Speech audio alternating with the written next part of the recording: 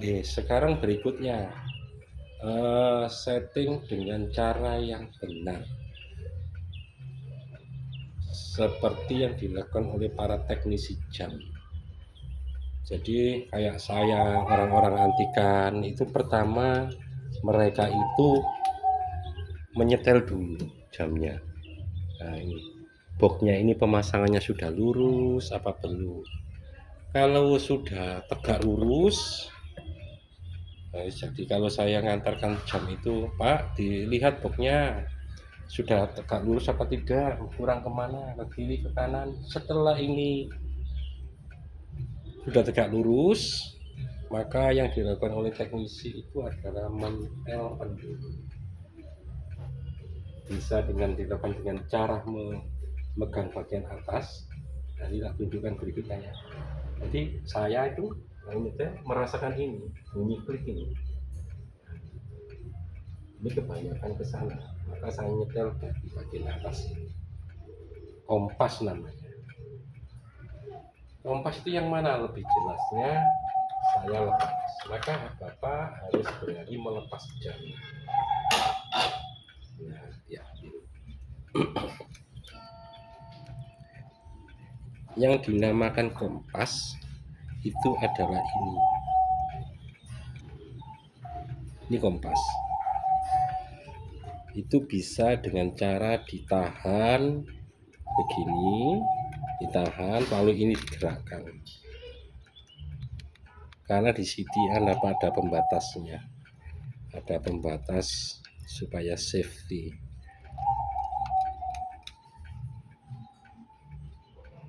Namun lebih jelasnya, ya,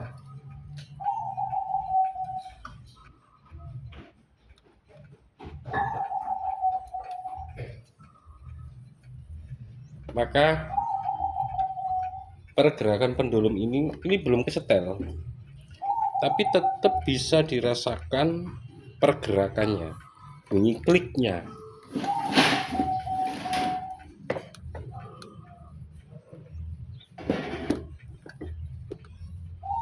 Nah, ini pasti terdengar bunyi klik.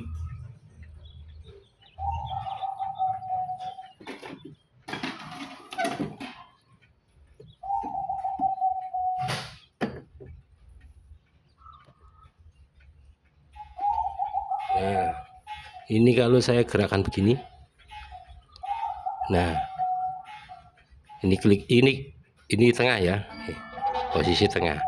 Ini saya goyang.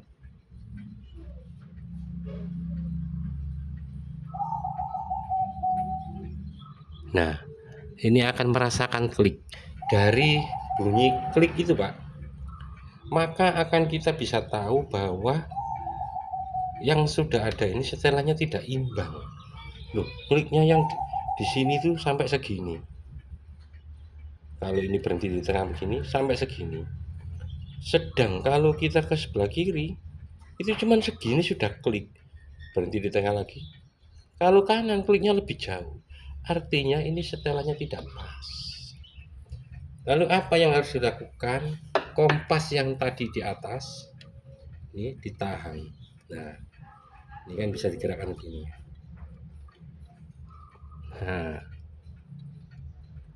Nah,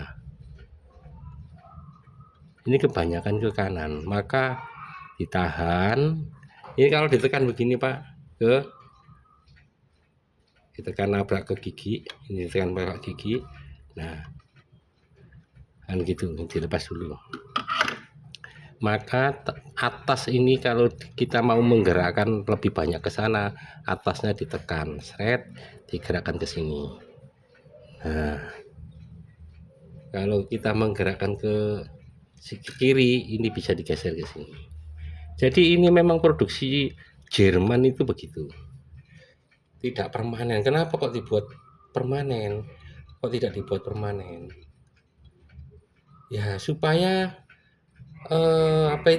tidak mudah rusak, Bapak. Jadi kalau dikirim goyang-goyang itu atasnya karena dia tidak permanen. Kalau ketekan ke sana bisa neka bisa fleksibel. Umpama ini permanen atasnya, Kalau ini gerak ke sana terus notok gitu Pak ya, pasti akan patah Pak. Jadi kompas ini yang di atas ini kompas. Ini ada obengannya. Ini yang disetel, ini ditahan, ditahan, ditahan, ditahan, ditahan. Nah, nanti kalau ketemu pasti bisa jalan. Kalau nggak ketemu, dianggap jamnya rusak, tapi tidak. Nah, ini kliknya segini, jauh. Hari ini saya tekan begini, saya tekan begini. Ini saya kesini kan, karena kebanyakan ke sana. Ini saya tekan, saya dorong ke sini, sampai. Nah, begitu. Jadi, kalau tidak seimbang, maka ini tidak akan jalan.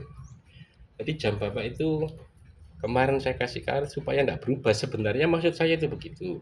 Cuman terjadi perubahan tidak tahu karena apa, saya nggak tahu ya. Tapi bukan berarti rusak Bapak, bisa disetel. Maka kalau sudah terjadi seperti ini bisa dipastikan nanti jamnya akan normal. Jadi nanti kalau Bapak sudah ngerti, oh ini yang dimaksud mencari keseimbangan pergerakan pendulum.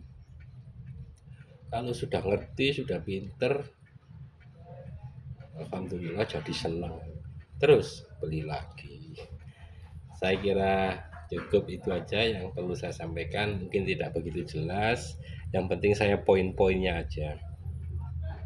Jadi apa itu poin-poinnya seperti itu. Kalau sudah nanti selebihnya pengembangan dari Bapak sendiri ya. Jadi secara teknik pemikirannya.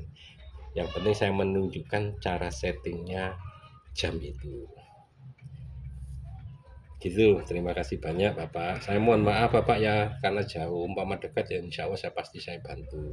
Ya juga tetap kepingin bantu sebatas apa yang bisa saya lakukan. Kurang lebihnya saya mohon maaf. Assalamualaikum warahmatullahi wabarakatuh.